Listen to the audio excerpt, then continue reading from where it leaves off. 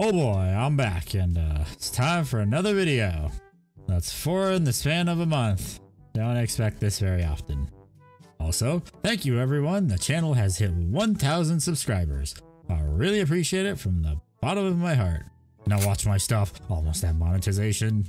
Again, thanks everyone. Who would have thought that so many people like watching some random armored skeleton on the internet burn a hole in his wallet playing with plastic toy soldiers. So share my videos with your friends who also play Warhammer, because I'm sure they'll get a kick out of my videos. Maybe. Okay, back on track. Today is going to be a terrible guide, and I am serious when I say this. A terrible guide to the Imperial Knights Codex. Because I'm probably going to get a lot of this wrong, since this is me reading the Codex for the first day I got it, and doing a TLDR write-up a few hours later. So if I get anything wrong, let me know in the comments so I can learn how to play my army, since it usually takes me a month to understand this warp f***ery. If you want a better in-depth guide, I suggest you watch Ospec's Tactics. He'll explain everything way better than I ever could. So again, disclaimer, this is a TLDR of some of the rules by an idiot who read through the Codex in like 2 hours. So let's begin by going through our $60 book for the 60 pages we care about out of the 133 pages. That's right, I'm talking about the core rules and the data sheets for the Imperial Knights. Also, it really doesn't help that a lot of the shit in this book is out of order. So I tried my best from 2 hours of reading to make it seem like it's in sequential order. First, let's talk about oaths. Imperialis and Mechanicus Knights get certain oath rules.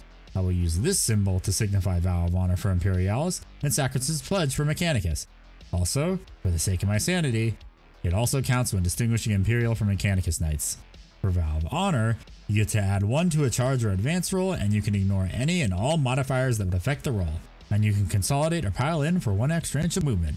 Sacris's pledge adds 1 to a model and 2 if it's Titanic. And at the start of your command phase, you get 1 wound back if they have the Questor Allegiance Oath. Each household also has household traditions, and there are also martial traditions. I'm guessing if you don't choose the household tradition, you can choose one of the following. But first up, we're going to talk about Imperial Knight traditions. So here's a TLDR of each tradition. Frontline fighter, if the target is within 18 inches of the model, add 1 strength. Now if I'm understanding this correctly, glorified history and fealty to the cog are essentially just the same. You just get to select the house you want and you use the associated traditions, warlord traits, and stratagems. I think I'm reading this correctly. Hunter of Beasts, if you're attacking a monster or vehicle, add 1 to the attack hit roll. If the target is Titanic, add 1 to the attack's damage profile. If you have sworn Layla the Tyrants and you destroy a vehicle or monster, at the end of the battle round you gain 2 honor points instead of 1. Noble Combatants, in melee, if you're not using a sweep or strike profile, you can attack again using the number of rolls that fail to reach the inflicted damage step of the attack sequence during that fight. GW. English.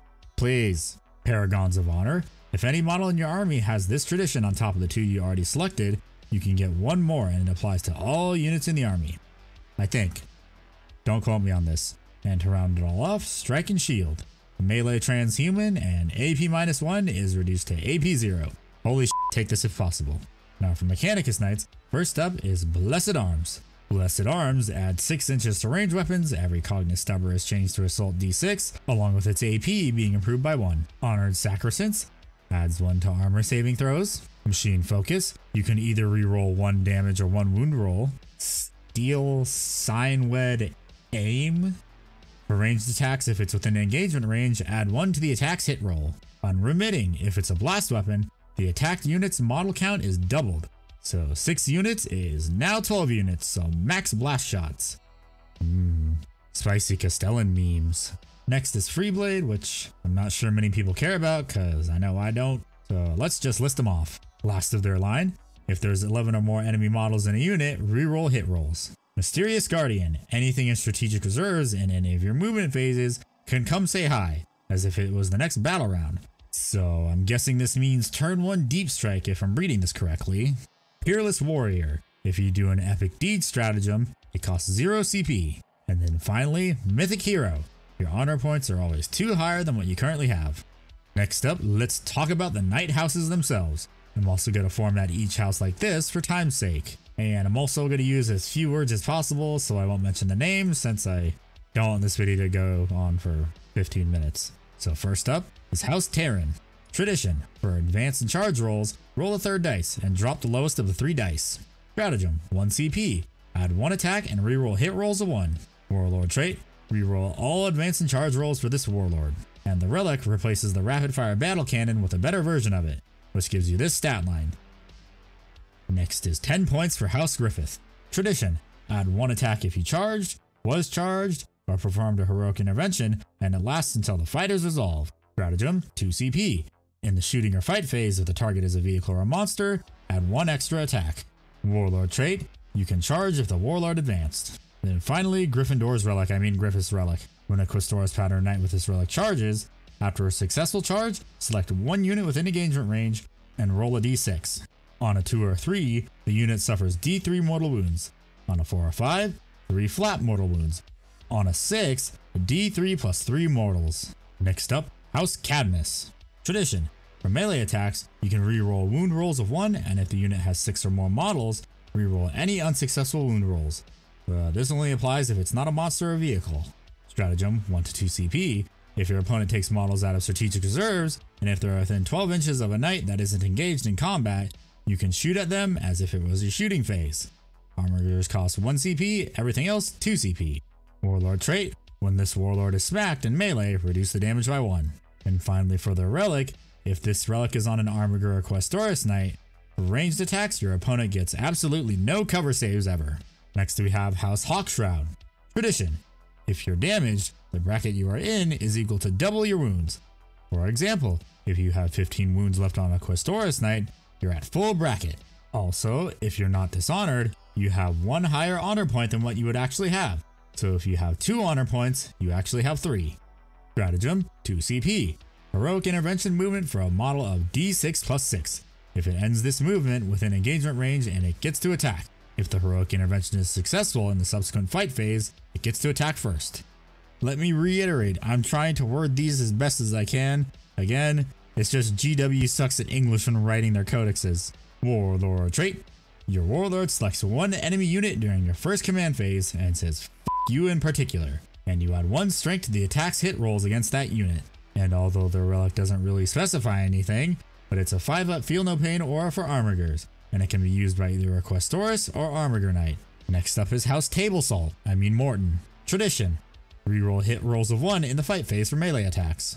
Stratagem, 1 CP. In the shooting or fight phase, ignore any and all modifiers to hit that are detrimental to the profile. Warlord trait, in the shooting phase, if the warlord is 18 inches away from the shooter, subtract 1 from the hit roll so they're shooting on a higher ballistic skill. And then their relic just replaces the Reaper Chainsword for this Chainsword. Next is House House Raven. Tradition, if you move or advance, ignore modifiers to movement, and in the shooting phase, it counts as if you were stationary. Stratagem, 1 CP. At the start of the battle, your warlord tells another Questoris knight, hey, you can reroll 1 wound roll, 1 hit roll, and 1 damage roll, only once for each type of roll. Strike Force battles you can do it twice, and Onslaught battles 3 times. Warlord trait, the AP of the attacks made against your warlord of AP 1 or 2 are reduced by 1. And for their relic, it's a Questoris Knight only aura that allows Armigers within 6 inches to reroll hit rolls of 1. Oh boy, only 3 more houses to go, and next up is House Taranis. Tradition, 6-up feel no pain if it wasn't a mortal wound. Stratagem, 1 or 2 CP. And holy shit, that's a lot of words, I'm just gonna leave it up on screen for 5 seconds. Warlord trait, basically any roll you make that's unsuccessful that's a d6 or a d3, change it to a 6 or a 3, but it can only be used once per battle unless the army is virtuous, then you can do it once per turn. Finally is their relic. Select a Melta-Gun, Twin Melta, Thermal Spear, or Thermal Cannon. That weapon is now a relic.